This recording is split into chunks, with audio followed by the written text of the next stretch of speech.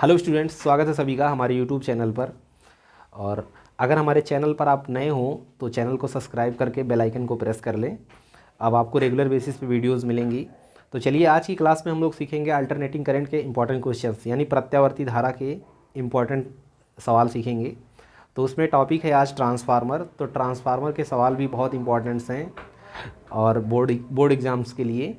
तो इसलिए आज चलिए इस पे देखते हैं ट्रांसफार्मर क्या होता है। ट्रांसफार्मर अन्योन्य प्रेरण के सिद्धांत पर आधारित होता है और ये प्रत्यावर्ती धारा परिपथ में वोल्टेज के परिवर्तन के काम में लाया जाता है।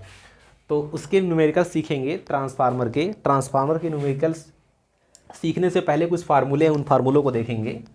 फार्मूला है एन पी अपान का N S is equal to V P upon का V S is equal to E P upon का E S is equal to I S upon का I P is equals to 1 upon का are.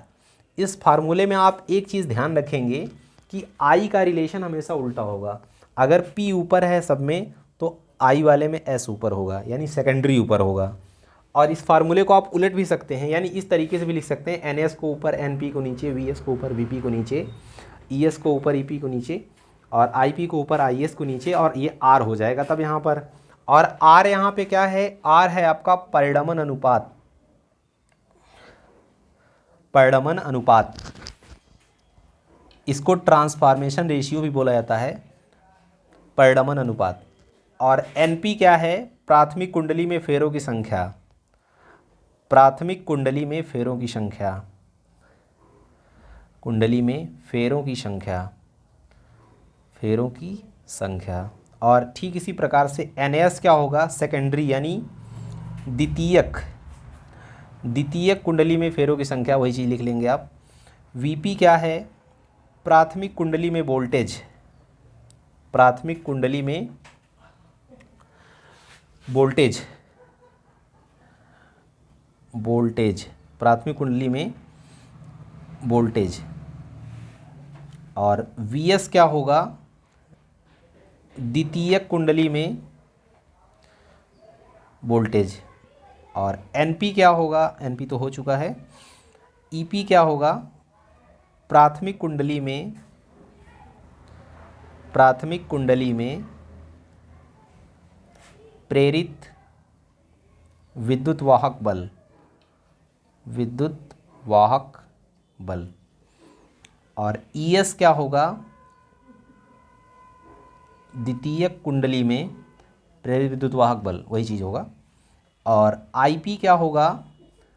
प्राथमिक कुंडली में धारा, प्राथमिक कुंडली में धारा। और आईएस क्या होगा? द्वितीयक कुंडली में धारा, द्वितीयक कुंडली में धारा, कुंडली में धारा। तो इस तरीके से आप सबका ये फार्मूले और फार्मूले का मतलब सबका लिख लीजिएगा। मतलब हर एक पार्ट का एनपी क्या है, एनएस क्या है, वीपी क्या है, वीएस क्या है। और एक फार्मूला और यूज़ होगा इसमें, ईटा।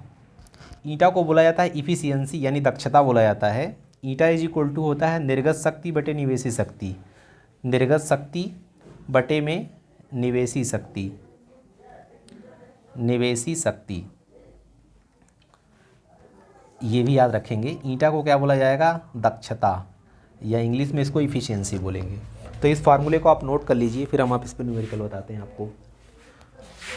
चलिए मैं मिटा दे रहा हूँ। अब ध्यान दीजिए कि न्यूमेरिकल लगेगा कैसे इस पर।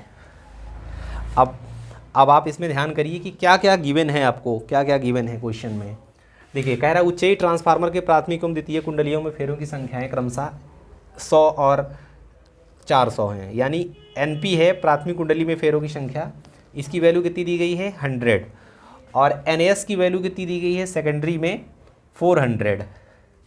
और प्राथमिक में वोल्टेज यानी वीपी की वैल्यू कितनी दी गई है आपको? 120 वोल्ट।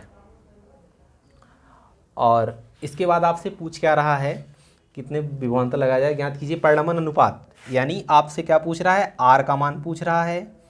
और द्वितीय कुंडली में उत्पन्न वोल्टता यानी वी एस पूछ रहा है। तो आप कैसे निकालेंगे इसको, देखिए आर को कैसे निकालेंगे। देखिए एक फार्मूले जो है, हर एक फार्मूले एक दूसरे के इक्वल हैं। तो आपको एन पी एन एस पता है, 1/r है, तो आप इसको आर निकालना है तो एन पी एन एस को 1/r के इक्वल कर लीजिए। तो एन पी अपान में N S is equal to 1/r के। एन पी की वैल्यू आपको दी गई है 100 और एन एस की वैल्यू आपको दी गई है 400 इज इक्वल टू 1/r के। 0 से 0 cancel, 1/4 is equal to 1/r के, क्रॉस गुणा मार दीजिएगा तो r बराबर कितना हो जाएगा 4। अच्छा एक चीज़ और ध्यान रखिएगा, इसका कोई यूनिट नहीं होगा क्योंकि ये एक सेम रेशियो है, तो यूनिट इसकी नहीं होगी, कट जाएगी। अब आपको निकालना है वी एस की वैल्यू। तो वी एस की वैल्यू निकालनी है, वी पी की वैल्यू गिवन है, बहुत ही आसान है, एन पी एन एस और वी पी वी एस लगा लीजिए, या फिर इसको आर के 1/r के इक्वल कर लीजिए तब भी आ जाएगा।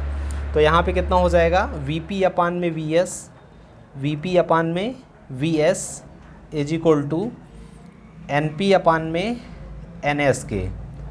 तो वी पी की वैल्यू कितनी है, आपको 120 दी गई है, वी एस की वैल्यू निकालनी है, N P upon N S, तो एन पी की वैल्यू कितनी दी गई है 100 और एन एस की वैल्यू कितनी दी गई है 400।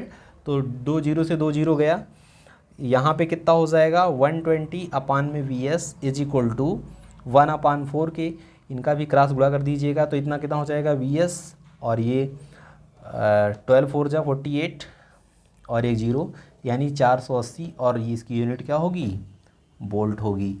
तो इस तरीके से आप ट्रांसफार्मर के क्वेश्चंस लगाएंगे, और इसके और भी न्यूमेरिकल्स हम अगले पार्ट में लेकर के आएंगे। तब तक के लिए बाय बाय।